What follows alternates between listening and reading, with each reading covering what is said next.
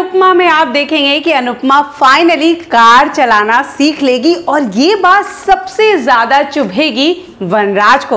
वनराज वैसे भी अनुपमा को इस तरह इंडिपेंडेंट होते हुए देखना बर्दाश्त नहीं कर पा रहा है। आज के एपिसोड में आप देखेंगे कि वनराज पहुंचेगा हॉस्पिटल, अपने उसके पिता को होश आ जाएगा, बाबूजी को होश आ जाएगा और उनका हाथ पकड़ेगा और बहुत रोएगा। ऐसे में बाबूजी कहते हैं कि मेरी बहू थी तो मैं बच गया। यहाँ पर बा भी आती है, ऐसे में अनुपमा भी आती है। वनराज यहाँ पर अनुपमा पर चिल्लाता है कि मेरे बाबूजी की ये जो हालत हुई है ये तुम्हारी वजह से हुई है, तुमने खाने पीने पर ध्यान नहीं रखा, आजकल तुम कुछ ज्यादा ही बाहर घूमती हो।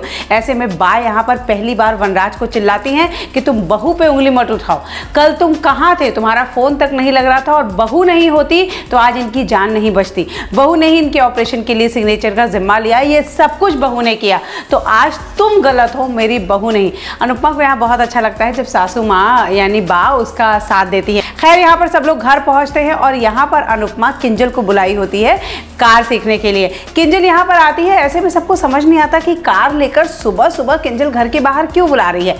यहाँ पर तब सबको पता चलता है कि अनुपमा कार सीखने वाली है और इस बात से वनराज बहुत गुस्सा हो जाता है। वनराज यहाँ फिर से वो घटिया हरकत करता है, अनुपमा को कहता है कि तुम्हारी औकात किचन तक है और तुम वहाँ थेपले बनाते ही अच्छी लगती हो, ये सारी बातें कहता है।